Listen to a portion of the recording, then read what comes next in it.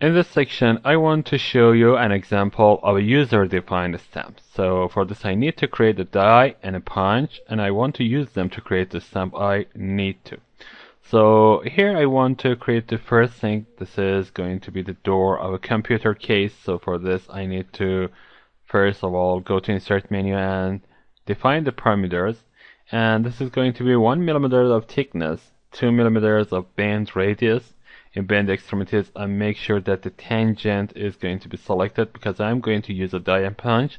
And in bend allowance, I want to change the K factor to 0.5. So I go to deactivate here and type in 0.5 here and click on OK. Now that I have created this, I want to go to XY plane, go to sketch environment, and this time I make sure that I have zoomed out enough to create a big shape. I draw a rectangle, and this rectangle is going to be 420 millimeters in 390. So I type in 390 here, and now I need some symmetries here, and I create the symmetries. Let's create it again. Clicking on these two and the symmetry line, and click on symmetry, and this is the first, second, and third, and go again selecting the symmetry. Now I exit my workbench, select the wall from insert, walls, wall, and click on OK.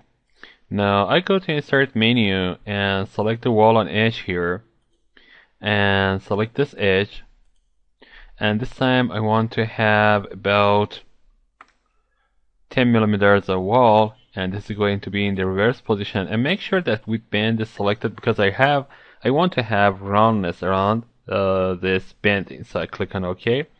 Now I have created this, so let's zoom in a little bit. I want to select this face. By clicking on this, I want to go to sketch environment and draw a very simple elongated hole here. So I select the elongated hole. This is here on the rectangle, and I draw this like this. And now I want to change some of these values. This is going to be about 2.5, and this line is going to be 3 millimeters. So I add 3 millimeters here. Okay, let's move them a little bit away from the shape. And now one of these points or the whole line should be selected. I select the point, press Ctrl button and select this upper edge, and make sure that these are 5 millimeters away from each other. So I type in 5, but I want to click on more because I want it to be on the other side. I click on swap location. So I click on OK, and again I select this point and select this vertical axis, and these are going to be 150 millimeters away. So that's it. I exit my workbench. I want to have the exact copy of this hole in the other side. So I go to part body, right click on sketch 2 and copy this, right click on part body and paste it, and double click on sketch 3, that is the new sketch that I just created. Double click on this 150 millimeters constraint, click on more and click on swap location. Click OK. Now I have two very similar shapes here. Okay, now I want to go to insert, go to cuttings and select the cutout. This is the simplest shape of cutting, so I select this. And I can see that I want to have a hole here, so I click on up to last, and I'm not going to change any other things, so I click on OK, and I can see that the hole is created here. I select this sketch again. Let's go to insert menu, select cuttings and select cut out, and select this sketch. Now I have a hole here.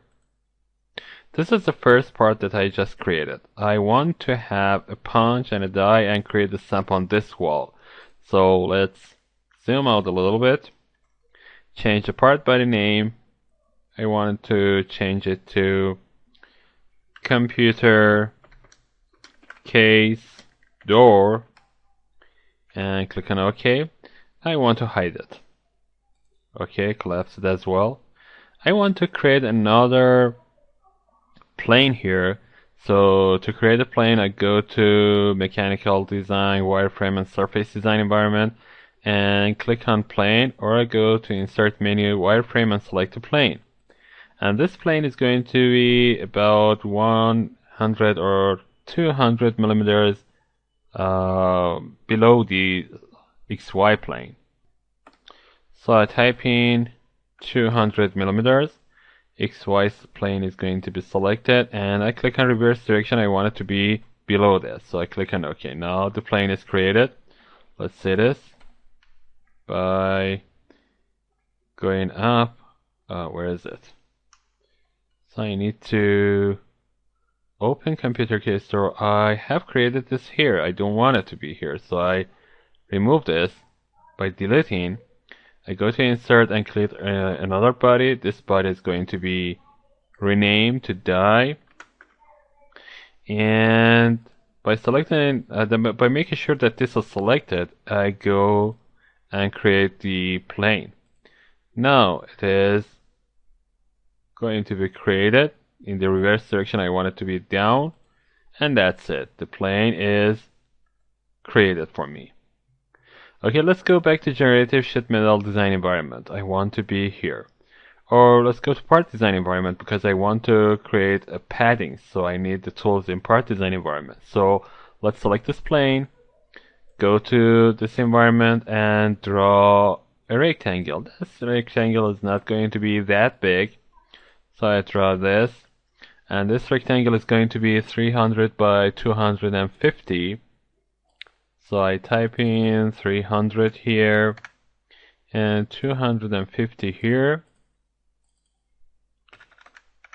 And I need to make sure that this is centered. So I select this, this, and this, and go and add a symmetry.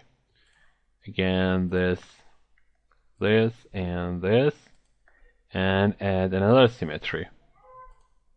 Okay, now I have this. I exit my workbench, and I want to have a pad.